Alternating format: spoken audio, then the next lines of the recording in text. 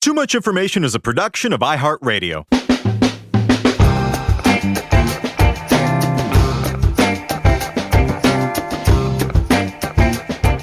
Hello, everyone, and welcome to Too Much Information, the show that brings you the secret histories and little-known fascinating facts and figures behind your favorite TV shows, movies, music, and more.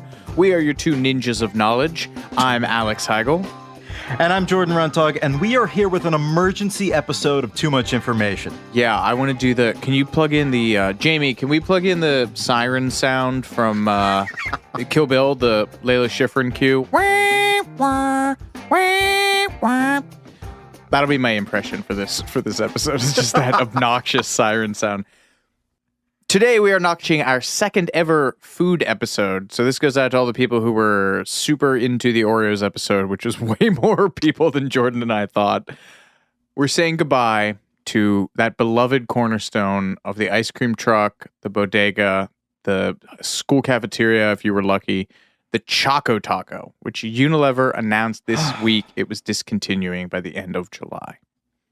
I guess last week by the time we taped this, but my grief has distorted my understanding of linear time.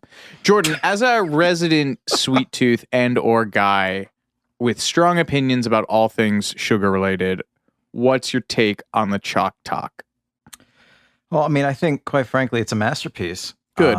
That is the correct answer. Yeah, no, exactly. Some people may say that it's basically a gimmicky version of the drumstick, which combined vanilla ice cream, a chocolate shell, peanuts, and a wafer cone decades earlier. These people are wrong. The Choco Taco perfected the ice cream cone. With cones, you get the toppings and fun stuff on top at the start, but then the rest of the way down is a disappointment. Mm-hmm. Yes, it's a great metaphor for life, but not what you want in a summer treat. With the Choco Taco, it's a horizontal experience rather than vertical. You get an even mouthful of all the toppings and sauce the whole way through. Plus, the taco-like shell is good for people with sensitive teeth. So, all in all, I think it's the perfect ice cream-based dessert. Like so many, I first experienced it at Taco Bell in the early 90s. I remember it so well. And I assumed it was part of the menu, and I was pumped when I saw it in the supermarket and realized that I could bring it home and have boxes of them for my very own. It was a big day. I have to admit, we fell out of contact in recent years, but I will always have a soft spot for the Choco Taco, and it will be greatly missed. I'm going to let you in a little secret about me, Jordan, is that I love novelty-shaped treats. So that includes all the superhero ice creams. I would always get those from the horror with the eyeballs of the super misshapen, like Incredible Hulk and Spider-Man, Captain America, SpongeBob. So naturally, I love the Choco Taco. Well, from its humble roots in my beloved Philadelphia to the U.S. Senator who immediately tweeted out a crackpot but apparently still viable idea to save them, to their spot at the center of a vicious feud between the U.S. Bureau of Land Management and the organizers of Burning Man. Here's everything you didn't know about Choco Tacos.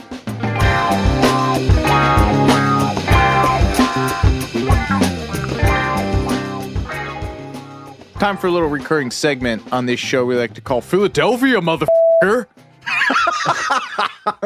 The Choco Taco has its roots in the city of brotherly love via the Jack and Jill Ice Cream Company, which was founded there in 1929 by a guy named Max Schwartz, who got his start selling ice cream out of a wooden box he carried on his shoulder.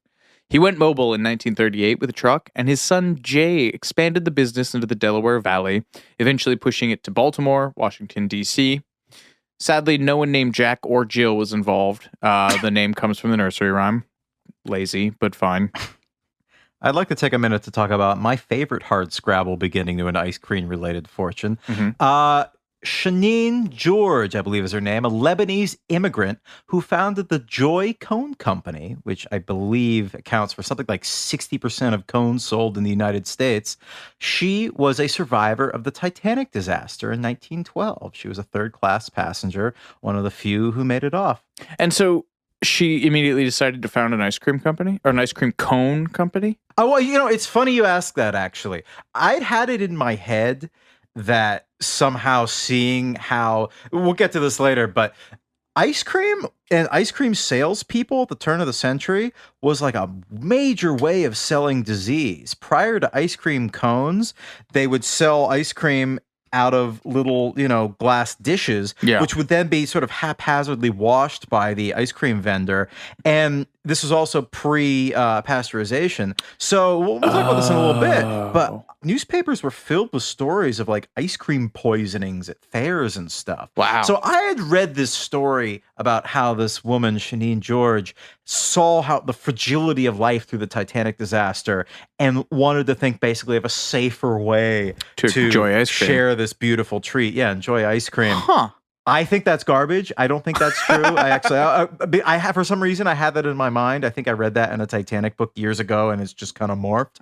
But reading about her today, I just saw, like, I think in the late 19-teens, early 1920s, she started the company. I don't know. I saw nothing about a spiritual awakening after the Titanic disaster. I choose to believe that. I like that. Whatever. Maybe, We're going with that. It's canon now. The Choco Taco itself was invented in 1983 by a guy named Alan Drazen, who is then the VP of the company. He had gotten his start as a good humor ice cream truck driver at the tender age of 18 and ascended to the boardroom by 1974. And if you want to feel really bad about yourself, he was just 32 when he came up with the Choco Taco. And yes, he has inventor of Choco Taco on his LinkedIn page. This guy really loves having invented the Choco Taco. Wouldn't you? I mean, yeah, it's true. Talking to Eater in 2017 for their pretty much ground zero for the history of the Choco Taco until we came along, motherfuckers. Eater has the best definitive history on it, but Alan Drazen, you can corner him in line at a pizza truck, apparently, and he will tell you about how we've made the Choco Taco. He said they have sold 1 billion of them as of 2017, so probably a lot more by this point, or roughly 3 for every person in the U.S. So Has he issued a statement on the demise of the Choco Taco? Ooh, great question. Great question. We should. I mean, I'm sure this is probably the worst day of the last 40 years to try to get in touch with this man, but we should have tried to have him on the show. I don't see that he has coherent words right now are probably beyond him. He's probably just so grief-stricken. I don't see an I did find his LinkedIn, which is where I found that update, but I don't see that he's made a public statement on it. Jamie, can we put an ask out to the Choco Taco guy? Thanks. He will show up dressed all in black, wearing a leather baseball hat with the Choco Taco logo on it. There's a really priceless video of him on Vice, ostensibly being interviewed by a reporter from Vice, but it's basically just the guy from Vice eating a Choco Taco in front of the creator of the Choco Taco and not really asking many questions, but it's still a fun video anyway.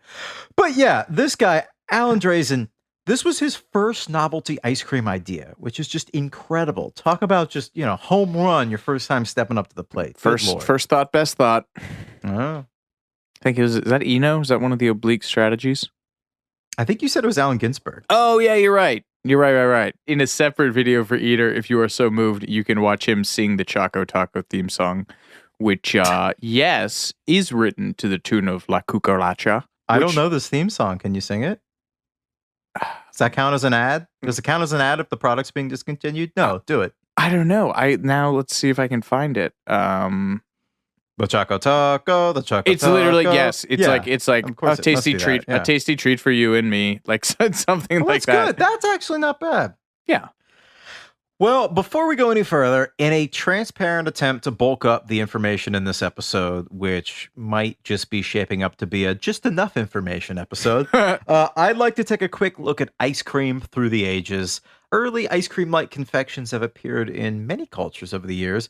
Around 500 BC, the ancient Persians in present-day Iran created a frozen dessert out of ice, honey, saffron, and fruits. It was called falude. It was apparently a favorite of Alexander the Great's. And I believe the more modern recipe incorporates thin vermicelli-sized noodles. Ice cream noodles? Interesting. Yeah. Huh. And then in ancient Rome, citizens sent slaves to collect snow to create their version of ice cream. That's some fiddling while Rome burned. Yep. Go to the mountains and get me ice, slave. Emperor Nero is said to have loved lemon sorbet enriched with crushed raspberries and rose water. And yeah, he probably ate this while watching Rome burn and playing his fiddle. The Emperor Shang of the Tang Dynasty in 700s China, 700 AD, enjoyed a dessert that probably most closely resembles what we know as ice cream today. He supposedly had a total of 94 men dispatched to gather ice to combine with a yogurt made from buffalo milk, flour, and camphor. The drink was poured into metal tubes and lowered into ice pools to freeze, so it almost looked like popsicles. This was similar to the preparation of an Indian confection known as kulfi in 16th century India. And the record of the life of the Mughal Emperor Akbar the Great, who reigned from 1556 to 1605, describes creating this food with saltpeter being combined with ice from the Himalayas. Saltpeter, I think, being a crucial ingredient in gunpowder. I guess the common theme here with all the sort of unusual things like camphor and saltpeter being added to ice is that it was very hard to have ice prior to refrigeration. So they were doing all sorts of unusual to our ears chemical reactions to try to make things stay consistently cold. So that's there's a long-standing argument that or rumor, I guess, that the U.S. Army was would put saltpeter into the rations to knock down the sexual drive of their soldiers is not true, and I don't think it even does that. But I just looked it up, and it's got a Snopes entry. So wow, I'm no pharmacologist, but gunpowder seems like it would be an aphrodisiac. I don't know. Don't people like snort gunpowder with like cocaine? I don't even have a joke to go with that. Oh yeah, here you go. Brown is a purported form of cocaine or amphetamine insufflation, so up the nose, mixed with smokeless gunpowder. Wow. Yeah, that's cool. All right. And back to other treats of the of the upper class. It's believed that the Venetian traveler Marco Polo introduced Asian ice cream recipes to Europe after his famous trip to the Far East in the 13th century. Same trip that supposedly brought back pasta. It quickly spread all over Europe, and Antonio Latini, kitchen overseer for the Spanish viceroy in Naples, published the first book of recipes for what was then known as sorbetto in 1694. In one very famous and likely apocryphal quote, Voltaire supposedly said, "Ice cream is exquisite. What a pity it isn't illegal." That's a great line. Catherine the Great of Russia, known for her passions of varying... Never mind. Nope. Was reportedly so obsessed with the frozen treat that she had her own porcelain ice cream serving sets made for her.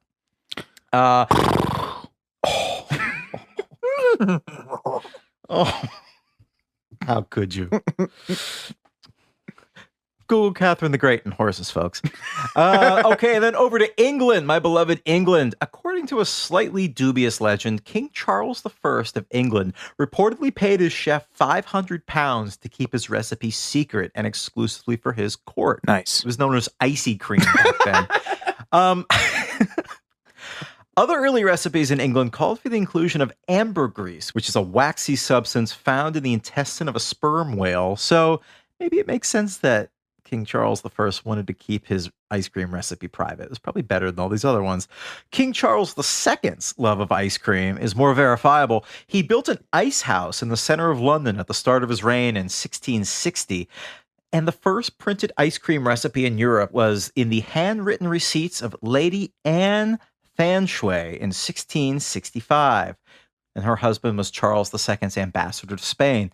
The ice cream began to become really popular in high society, and by the 1700s, flavors like chocolate, pistachio, pineapple, jasmine, artichoke, candied pumpkin, pine nut, pear, and chestnut appeared in many of London's fashionable ice cream parlors. And there was an especially famous place in Berkeley Square in London called the Pineapple, which had flavors like Parmesan and cucumber. Unfortunately, these recipes have been lost to time. Parmesan ice cream. Like there's that place in on Bleecker Street that has like sweet corn ice cream. Yeah. You know, Collins. But because there were no ice cream cones at this time, the way that they zhuzhed it up was to use pewter molds, which were in the shape of pretty much everything you can think of. There were roses, there were pineapples, there were lobsters, there were even ice cream molds in the shape of ham for some reason. And ice cream would be put into these molds and then colored to resemble whatever real item the mold happened to be, and then elaborately decorated. So you'd put ice cream in a rose-shaped mold, bring it out, dye it red, and then decorate it with like leaves and petals and stuff. It was this really elaborate thing. And there was even one candle-shaped ice cream mold that would allow for a working wick to be inserted. So you'd have this like, there's a picture of it online. Somebody still has it, and they shoved ice cream in there and demonstrated it. You see this, it looks like a real candlestick and like a little Geppetto candle holder, and there's a little wick on top with a flame. Yeah, it's pretty cool. In 2018, Windy Brow Farms from New Jersey introduced ham ice cream. I can almost understand 2 pounds, that being- 2 pounds of Taylor ham in every 2.5 gallon container. That's a guarantee. That's too much ham. That's a lot of ham. That's just frozen ham juice at that point. And on the topic of weird ways to make money, now over to America. Thomas Jefferson apparently introduced the vanilla flavor to the U.S. market after visiting France, and George Washington loved ice cream so much that he spent a reported $200 on the frozen treat throughout the summer of 1790. In today's dollars, that's $5,000. Holy shit. So, yeah, imagine spending $5,000 on ice cream in a summer.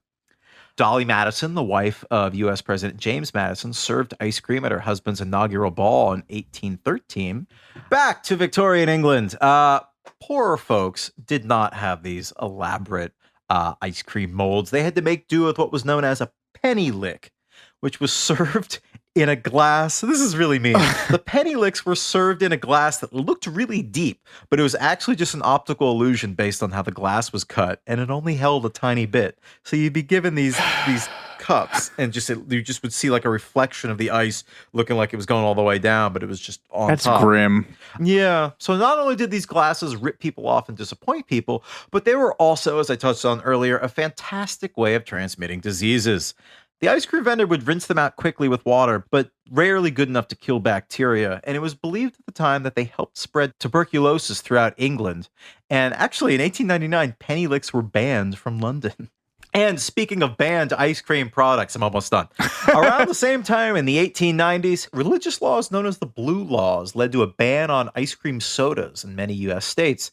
The way around this led to the creation of the ice cream sundae. Though this is admittedly hotly contested.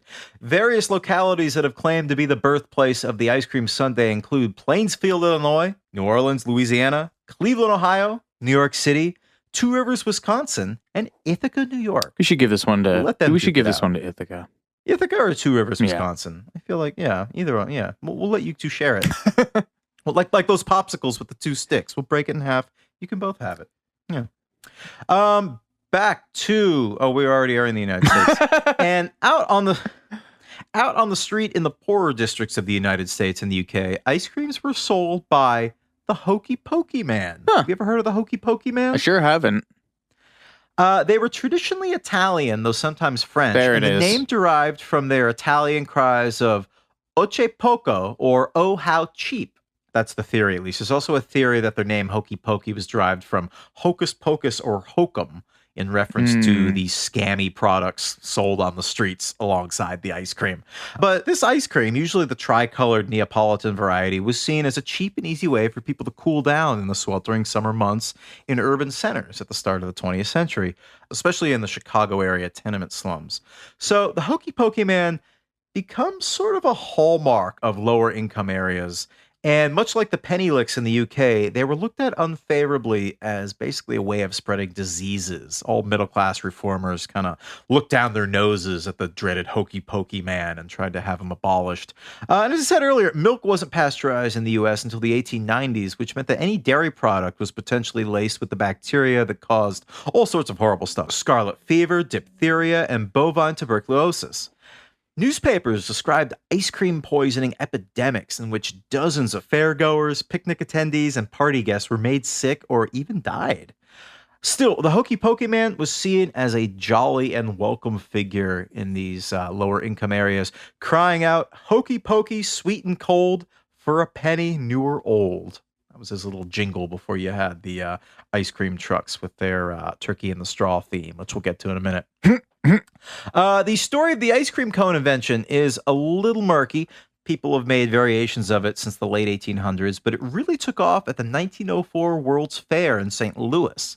There's multiple versions of this story, but the most popular one is that there was an ice cream vendor at the World's Fair who apparently didn't have enough bowls to keep up with the ice cream demand, so he paired up with a waffle vendor who rolled his products into cornucopias. And this allowed for people to eat their ice cream as they roamed the fair and taking in the latest inventions, including the X-ray, the wireless telephone, which I feel like I need to triple fact check that because that seems crazy, and 140 different models of automobile. And then literally nothing else interesting occurred in the realm of ice cream science until 1983 when Alan Drazen invented the Choco Taco. Drazen said at the time that Mexican food was the fastest growing segment of the food industry, and now that we had already taken a massive detour into context you didn't need, I'm about to do it again, motherfuckers! During the early 1980s, of the 2,500 Mexican restaurants in the U.S. at the time, only about 150 were in the Northeast. Obviously, you get a lot of stuff down the border, San Antonio or L.A., places with historically Mexican immigrant populations. But as the 80s wore on, New York, and with it the rest of the Northeast, where you'll remember Jack and Jill were based, or next to anyway, developed an appetite for Mexican food. New York Magazine declaring in August 1983, the city is gripped by Mexican madness, which feels racist. Never before has there been such passion for Mexican food, or so many places to enjoy it. And actually, in a lot of ways, Drazen was really ahead of the curve, because remember, this is invented in 1983. In 1985, Food and Wine magazine was reporting on America's love affair with spicy foods. 6 years later, 1991, salsa surpasses ketchup as the nation's best-selling condiment. Is that still the case? That's crazy. Probably after 9/11, ketchup came back. It's like you got something to put on the freedom fries. Oh, in 2020, it was mayonnaise by a long. What the hell? By a long shot. You know what it is? It's aioli. It's the rise of aioli. Would be my bet. Anyway, so really Mexican food. The decade is the mid 80s to the mid 90s.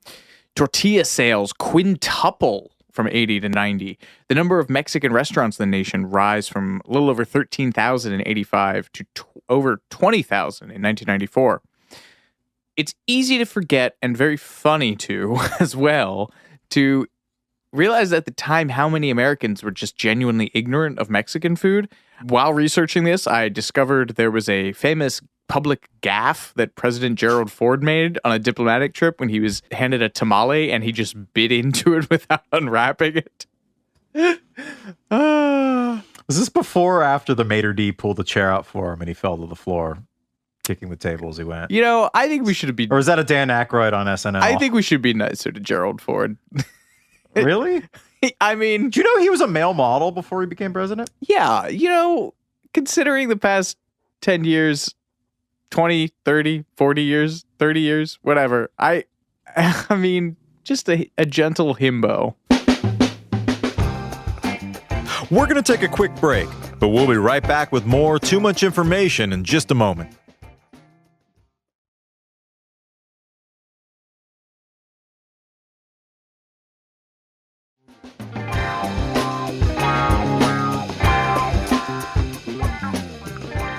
Drazen enjoys telling a fictionalized version of how he came up with the Choco Taco, which goes as follows. I was on an expedition in Mexico and got separated from my party. It was hot. I hadn't had anything to drink. And then I saw a mirage, an ice cream taco rising out of the distance. That's how I got the idea. Can you imagine if he went down there for some kind of peyote journey? Yeah. And that was his vision in the desert. I'm just imagining the chili episode of The Simpsons. I'm a coyote, Homer. That's my Johnny Cash. I'm gonna keep the Johnny Cash one in the back pocket for a while. Jack and Jill. The reality of this is more of a necessity, being the mother invention kind of thing. Jack and Jill didn't have its own signature snack in any of its trucks, and it is important also to note that they are a truck first company at this point, rather than retail sales or stuff like that. Your generic truck sandwiches, ice cream sandwiches, strawberry shortcakes, chocolate eclairs, those are made by whomever. But branded stuff like Popsicles, Klondike bars, and drumsticks, you got to pay a little extra for those. And consequently, Jack and Jill wanted their own version. Yeah, and as we mentioned earlier, Mexican food was having a moment at the time. And Chi-Chi's, famous foe of Jimmy Buffett, who he sued to get the Margaritaville trademark back. They were offering churros and ice cream as a dessert. So Drazen, who recognized the taco's shape as the most emblematic of Mexican food, pitched the idea and the company okayed it.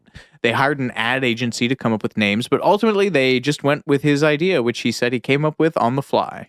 Not to get too Pulp Fiction on you, but do you know what Choco Tacos are called in Europe? Oh, I do actually, because I wrote it later on. But yes. And I deleted it so I could put it here. You son of a bitch. Go ahead. Winter tacos. Which, as far as I can tell, that does not mean anything in any other language that would roughly translate to Choco or something sweet. I mean, but I'm sure that people feel like winners. I was going to say, I know I do. I feel like a winner when I eat a Choco Taco. Yeah. They were introduced in the late 90s, but discontinued at the dawn of the new millennium. And it was only thanks to a social media campaign in 2013 that the winter taco was ultimately brought back in 2014 in Europe. So hopefully we'll see something similar in this country. I'm sure there's some kind of insane, like, moveon.org. Oh, yeah. Change.org. Pledge. Yeah, change.org. But all of the good ideas in the world amount to nothing without execution. And this is where Gold Bond comes in. The Gold Bond Ice Cream Company, the pride of Green Bay, Wisconsin. Absolutely nothing else going on there except for Gold Bond ice cream. So that's not the foot powder people. No, and I tried to find a lot more about this company, and I can't. But Bless your soul. What I was able to find out is that they were founded by, predictably, a former dairy farmer. This will come in interestingly later on. His early ice cream experiments included a chocolate-dipped slice of ice cream rolled in nuts. Sound familiar? Gold Bond in 1977 had purchased the Popsicle name a little over 50 years after they were brought into the world of commercial manufacturing by a guy named Frank Epperson, who's a lemonade salesman from Oakland. He trademarked that name, Popsicle, and Gold Bond buys that, so that's their big claim to fame at this point. Jordan, tell us about Frank Epperson. Yes, according to lore, he invented the popsicle as an 11-year-old when he left a container of water mixed with powdered fruit flavoring out in his backyard overnight. And he lived in Northern California. It doesn't get that cold at night, but at this night, it apparently did. And he came out the next morning. The container of water was frozen and the stirring stick was still inside. And it gave him an idea for the popsicle. In 1922, he introduced his creation at a fireman's ball. I love that the popsicle was publicly unveiled at a fireman's ball 100 years ago. Wow, look at that. This episode will double as our 100th anniversary popsicle episode. Aww. Wow. And according to reports at this fireman's ball, the popsicle was, quote, a sensation. And the following year, he began selling the frozen pops to the public at an amusement park in Alameda, California called Neptune Beach. And by 1924, he'd received a patent for his frozen confectionery, which he called the Epsicle Ice Pop, which does not roll off the tongue. He later renamed it Popsicle at the insistence of his children. Good call there. The kids are all right.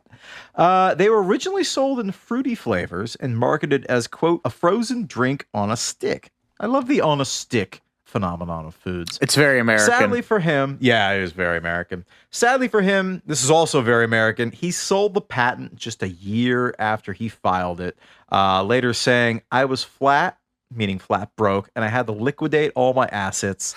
I haven't been the same since. That's the plot of Breaking Bad. Walter White sells his interest in the company for $5,000, which goes on to become $1 billion company, and he becomes obsessed with money and status as a result. That is right. Well, apparently this Frank Epperson gentleman did not launch a murderous turf war, but he could have. But a brutal turf war did break out. So began what historians have called the Frozen Sucker War. Google it. I didn't make that up. The Frozen Sucker War. Apparently there was a lawsuit because Good Humor thought that the Popsicle Corporation were treading too close to their ice cream on a stick products. You got your fudgicles, your creamsicles, etc. Eventually, they settled out of court, with Popsicle agreeing to pay Good Humor a license fee to manufacture what was called frozen suckers from ice and sherbet products, so you get all the fruit flavors. And Good Humor reserved the right to manufacture these products from ice cream, frozen custards, and the like. I just think it's interesting that the term popsicle is indeed trademarked. It was one of those things that I just thought was generic, like Kleenex or Xerox. And I guess apparently so did the makers of the Brooklyn-based, now defunct brand People's Pops, which I remember seeing all the time. Yeah. At Brooklyn Flea Market and Smorgasburg and all that stuff. They dared to use the word popsicle on their website, and they were slapped with a big old cease and desist from Unilever, the folks who bought the popsicle name from Good Humor in 1989. And they are the people who are currently killing the Choco Taco, which brings us back to the point. So at the time, Gold Bond is a brand agnostic manufacturing contractor in the ice cream business. They not work for not just Jack and Jill, but also Good Humor. And they rejigger a machine at its dedicated cone plant, because the two are separate, to make a waffle cone in a folded shape. And having them handle manufacturing of the shell also meant that Jack and Jill could have them fill the shell at their ice cream plant, which meant they saved on logistical costs and had less breakage of the taco shell's cones. Is it called it's a shell, right? You can't call it a cone if it's not cone shaped. Yeah, it's a shell. Yeah. An empty taco shell is very fragile, Drazen explained. If we'd had to ship those across the country, most of them wouldn't have made it.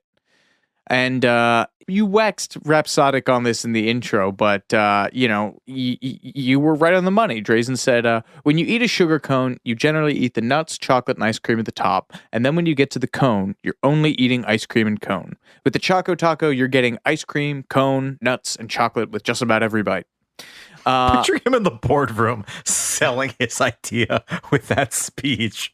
I'm just picturing the drunk Don Draper meme. And it just says Choco, but it's a taco. That famously crinkly silver wrapper is also a bit of innovation. It is made from metallized polypropylene, which Drazen called high technology in 1984. And it was the first ice cream novelty to use the packaging, which kept air out better than wax paper.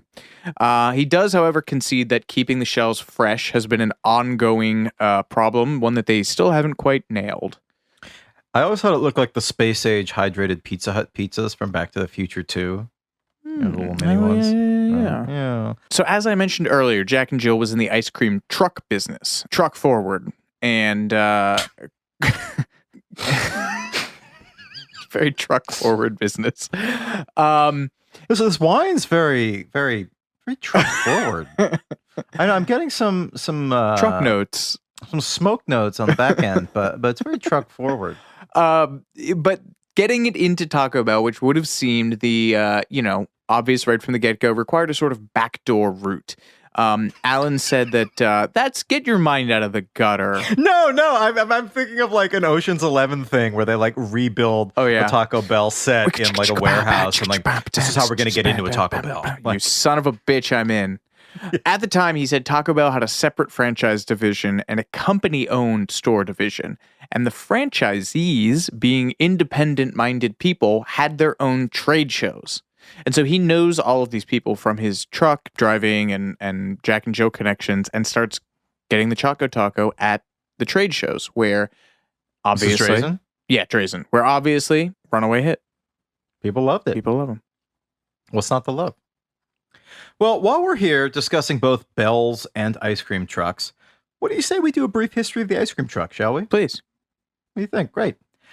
The forerunner of the ice cream man were obviously the hokey pokey men with their push carts, but in 1920, a man by the name of Harry Burt decided to go big, to live Moss, if you will. A native of Youngstown, Ohio, this forward-thinking confectioner hit on the idea of coating ice cream in chocolate and putting it on a stick. He had a background in making lollipops, so this idea made sense to him. Thus, the Good Humor Bar was born. And then he outfitted 12 white delivery trucks with freezers so he could bring this straight to customers. And for extra pizzazz, he took bells from his son's bobsled, presumably after asking, and sticking them on the trucks. So they'd make a lot of noise and people would, look and see what all the fuss was about. See this freezer on wheels selling great chocolatey, ice creamy desserts, and There you go. You got it made. But he wanted both the trucks and their drivers to be pristine white to differentiate them from the hokey pokey men who, again, were believed to spread disease with their unhygienic glass bowls. They wanted parents to be very much at ease. This was a very clean, not healthy, but hygienic product. And these drivers also kept to a prearranged route, which was something that was fairly revolutionary at the time. These people with the push carts stick to the same neighborhood, but they would kind of mix it up every now and then. These people actually had a dedicated route that they would travel. And so was born the Good Humor Man. And it was good. Everyone of a certain age remembers the Good Humor Man being a very welcome sight in their neighborhood. So this was in the 20s and 30s and 40s. Flash forward to St. Patrick's Day, 1956. Brothers William and James Conway start a little something called Mr. Softy. They drive around West Philadelphia, which is playing a major role in this ice cream history, I should say. It's the starting point for Choco Taco and Mr. Softy. But on this St. Patrick's Day, these brothers are selling cones with green soft serve ice cream in honor of the holiday. Now, soft serve had been invented some 20 years before this in the mid to late 30s, pioneered by the founders of Dairy Queen and Carvel, but the Conways are believed to be the first to take soft serve mobile. And at first, they just bolted down a soft serve machine to the back of a truck, but it caused some problems with the electronics in the vehicle. It would overheat, short out. It was bad. Kids would have to wait a long time to get their soft serve cones. I just love that they have this idea and that they're like, yeah, just bolt the freezer onto the truck. Who gives a shit? I mean, yeah. Put a trough on it. Let them feed out of that. So they had to experiment with airflow in the truck, just to deal with the heat problem, using different fans and different generators. And finally, by 1958, they nailed it, and the company had become so successful that the brothers began the franchise, giving the Good Humor folks a run for their money. Today, there are more than 400 Mr. Softy franchises employing more than 700 trucks across 15 states. And they're largely unchanged from the original, right down to the soft serve menu on the side. I guess for over 50 years, that menu board has only changed 4 times. Oh. And yeah, right? It's pretty impressive. I would assume just to reflect inflation in the prices, but beyond that, it's mostly the same. The biggest change to the ice cream truck is the sound system used to blast the familiar tune, which I'm sorry to say has a deeply racist background. The famous ice cream truck theme, which everyone knows, I'm not even going to bother humming, has its origins in the folk song Turkey and the Straw, but it was rewritten in 1916 with new lyrics about ice cream, which is why it has an association with ice cream parlors and ice cream trucks. You can Google it if you like, but the words are steeped in slurs, stereotypes, and watermelon. I will leave it there. Yeah. But everyone loves the ice cream truck, right? As you meditate on that, we'll be right back with more Too Much Information after these messages.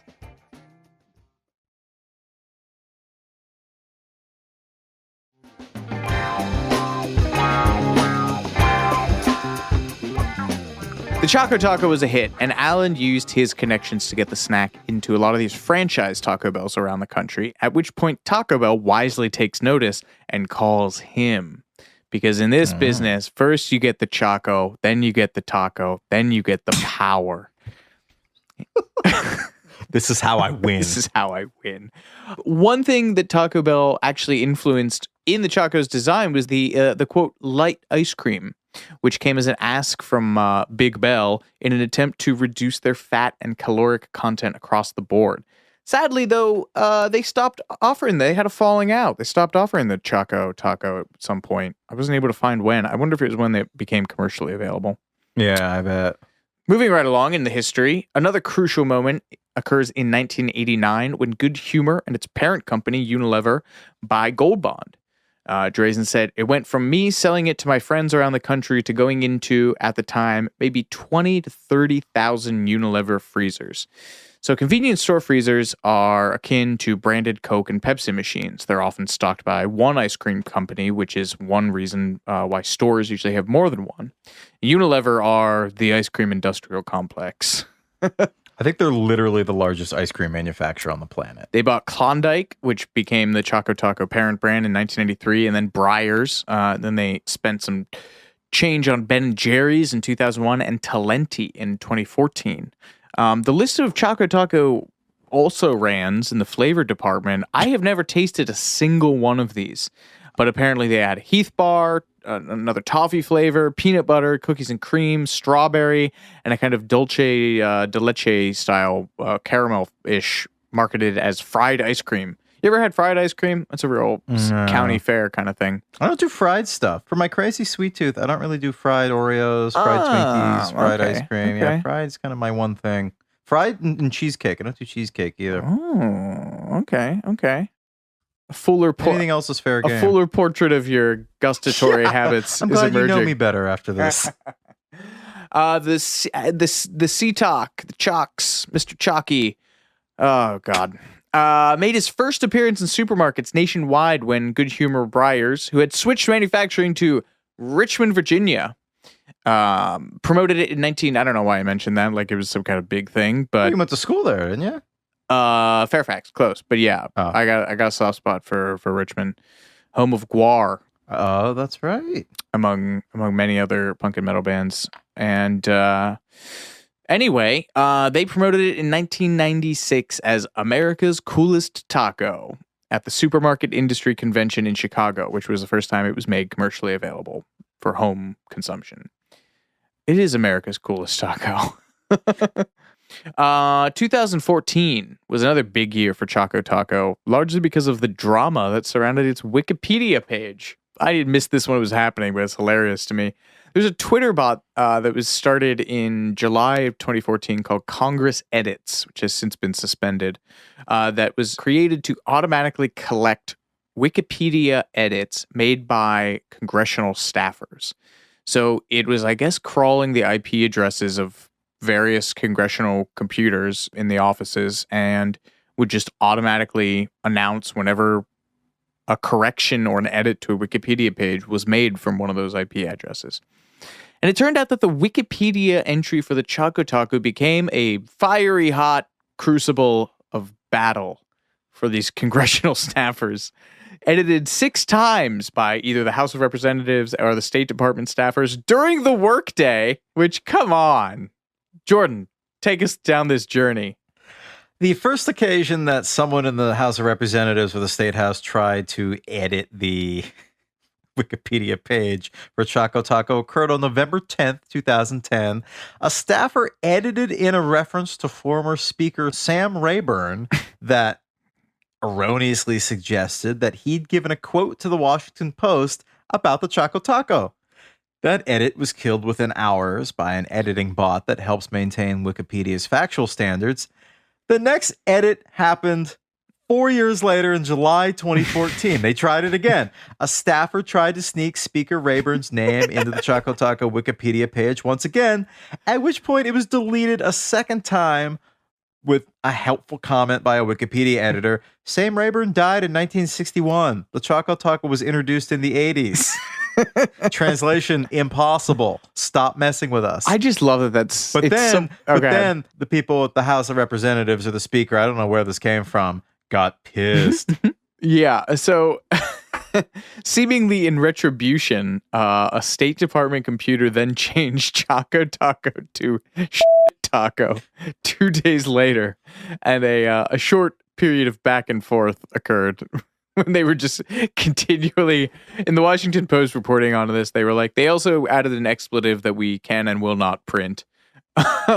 Finally, the State Department IP address was served a sternly worded warning from Wikipedia, and our long national nightmare drew to a close. I just checked. Do we know why this? Nope. It's just somebody's inside joke about Senator Rayburn. As far as I can tell, people have not come forward about it, and no update on that. If you or a loved one was the congressional staffer with a Jones for Sam Rayburn and Choco Tacos, please get in contact with the podcast. Just under a year later, Choco Tacos appeared in the news again as a wedge issue in the negotiations between the Bureau of Land Management and the popular druggy desert festival Burning Man, a favorite of Bay Area tech wonks and Susan Sarandon, where you dress up like a weird steampunk Hot Topic nightmare and you go and do drugs in the desert. And there's people have like, do I need to explain Burning Man to people? Surely everyone understands Burning Man at this point. No? Oh, I'm looking really quick to see who else really loves Burning Man. Susan Sarandon, I know, posts from there like every year because I used to write about it at People. Anyway, it's a huge hassle for Nevada because it takes place out in the desert, and the Bureau of Land Management has to go out and pick up and clean after all of these degenerates. I'm going to get so many angry Burning Man people coming out. Well, they're cleaning up after the people who litter, who I think are worthy of your scorn. Yes. Only, people who go to Burning Man and are respectful of the environment. I have no quarrel with you. So they're negotiating with the Burning Man Festival founders, and part of their asks include Choco Tacos, M&Ms, licorice, and Chobani Greek yogurt. These are according to documents obtained by the Reno Gazette-Journal, and the festival's officials pushed back, calling the demands excessive and out of their ability to meet. They also asked for drumsticks and popsicles, along with a lot of steak, specific different cuts of steak. And the snack bar, which included the ice cream, was supposed to be available 24 hours a day. I just love the fact that the Bureau of Land Management is gouging the Burning Man people, but they later sued them. This is in 2019. At the time of the Choco Taco demand, they were paying about $4 million for the permits necessary to host Burning Man. When they sue the Bureau of Land Management in 2019, they charged that the prices had increased 291% over the last 3 years. I want a full-on Chinatown-style film noir about the corrupt Bureau of Land Management gouging the organizers of Burning Man for millions of dollars and round-the-clock Choco Taco access. Oh, I love that so much. Anyway, Unilever appeared to place the blame of the discontinuation of the Choco Taco on the now classic supply chain disruption. They wrote in their announcement that we've experienced an unprecedented spike in demand across our portfolio and have had to make very tough decisions to ensure availability of our full portfolio nationwide. We're very sorry for any disappointment. This was not entirely out of the blue. Grassroots reporting had revealed shortages of the snack in the months leading up to the announcement. Though as of December 2021, Klondike was reassuring fans on Twitter that while it had pulled the 4-packs of the Choco Taco, single servings would still be available in all the usual places. I guess among the snacks that were also discontinued with a Klondike donut. What the hell is that? Is that just like a Klondike bar with a hole in it? No idea. Let's, Jamie, can we pull up a Klondike donut? What the? It's just an ice cream sandwich with, it's just it's a. You can't do that. You're so offended. You can't just put a hole in something and call it a donut. It's also square shaped, which is really funny. It's just a Klondike bar with a hole in it. So it's just a Klondike bar with less of it. Yeah. Maybe that's why it was discontinued. Well, or they were just like, shoot, we're really running out of ice cream. We got to use less ice cream in our Klondike Punch bars. a hole in it. We're already, punch a hole in it, and then maybe out of that we can use it to make Choco Tacos, and then people weren't buying. Well, this gets into the conspiracy theory portion of the episode. At least one person has suggested that the move is more of a new classic Coke, calculated marketing move. As a TV director, Payman Ben said the Choco Taco is 100% going to come back, and they're going to say our outrage is why it's back, just like Taco Bell's Mexican pizza. I completely agree with this. I said that multiple times in the last 24 hours. By the way, we're taping this the day after, I believe. Hell yes, we are. Choco Taco was announced. This is type our fingers to the bone for you people. This is still very fresh for us, and maybe by the time this episode is released, the whole Choco Taco scene will have changed. That's probably true. This is a rapidly developing story, so apologies in advance. But yeah, I've been saying this repeatedly. I think that, this is what happens when there are products that aren't selling as much as, they would like. They threaten to take them away. There's a huge outcry, and then people remember, oh my God, yeah, that's right. I love Choco Tacos. I've thought more about Choco Tacos in the last 24 hours than I have in the last 24 years. So I don't remember this Mexican pizza thing. Do you remember this? I don't remember the Mexican pizza thing, but we've talked about the new Coke, Classic Coke thing on here. I think the Mexican. go ahead. Give us the Reader's Digest. I mean, yeah, the really quick version. I think we talked about it on the Sonic the Hedgehog episode, which is weird. There's a conspiracy theory. I'm going to do this really quick because it gets kind of granular. That the makers of Coke in the 80s used real sugar in their product, which was expensive, and they wanted to switch to corn syrup, which was less expensive. And rather than risk sort of changing it and have people notice, wait a minute, this tastes different, they say, oh, we're going to make a new product and then, discontinue the old one that you've known for 100 years and loved. And then once there's this huge outcry about like, oh my God, where's our original Coke flavor? They say, okay, here's your original Coke flavor back. But when they gave the original Coke flavor back, it wasn't the same. They'd secretly made that change to the cheaper formula, but people didn't know any better because they had it in their mind. Nope, this is the original. They told me it was the original. Says right on the bottle, Coke Classic. So that's the really not that interesting conspiracy theory. Maybe we can get on the stuff that I don't want you to know. Get the stuff they don't want you to know, guys. Yeah. Get a little cross iHeart synergy going. Yeah. Jamie, put in a call to the stuff that I don't want you to know. I think it's funny too that people were immediately just saying that it was canceled. Yes, that's right. I mean, it's funny how quickly, again, this is 24 hours after the fact, there's so much misinformation out there. Thank God we are here to put you folks straight. Yes, there was a myth that took root in the immediate aftermath of the news that the Choco Taco was being discontinued, that it was canceled in a politically correct sense. Someone with even more free time than we have manipulated a headline from our friends at people.com, our former employers, and they changed this headline to read, Klondike's Choco Taco canceled by woke mob after almost 40 years.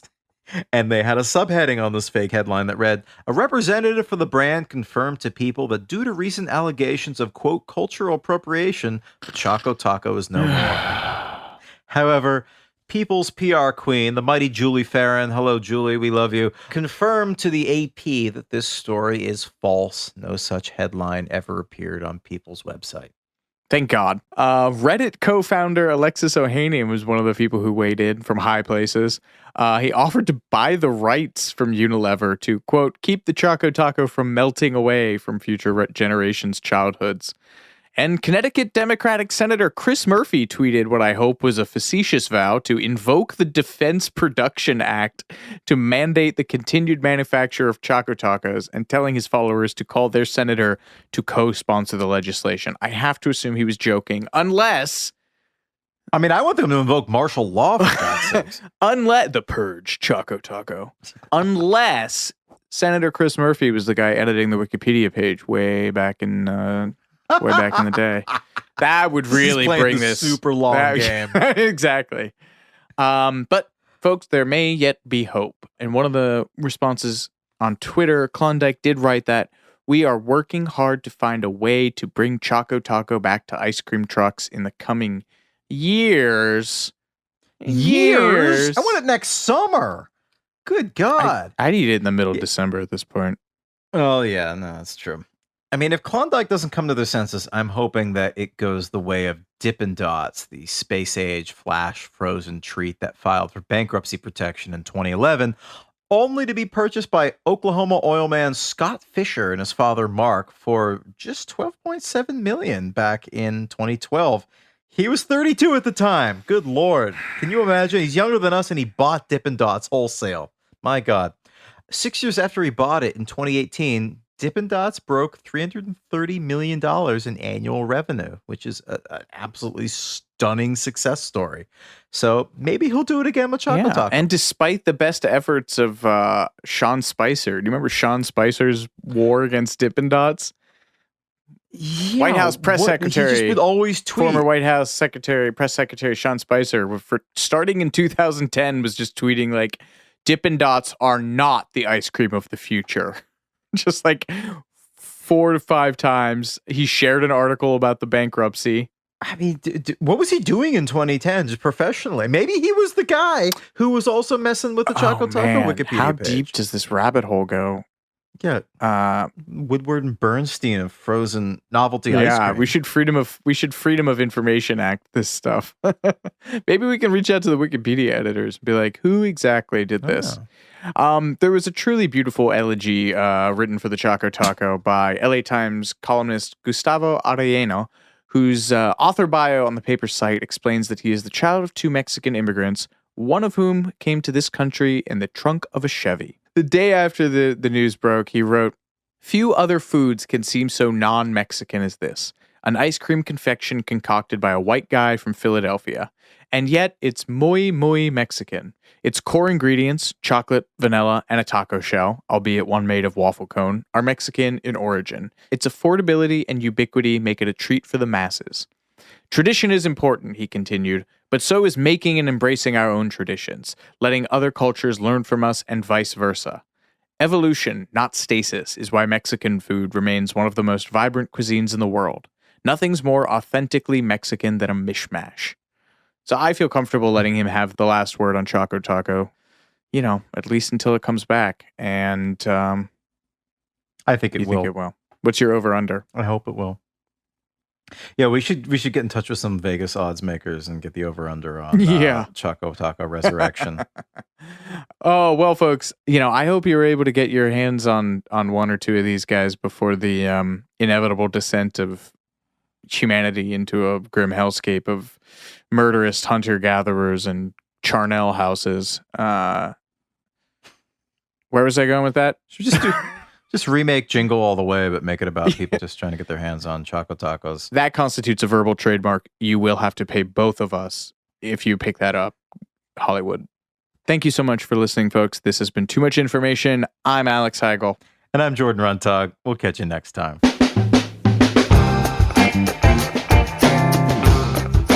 Too Much Information was a production of iHeartRadio. The show's executive producers are Noel Brown and Jordan Runtagh. The supervising producer is Mike Johns. The show was researched, written, and hosted by Jordan Runtagh and Alex Heigl.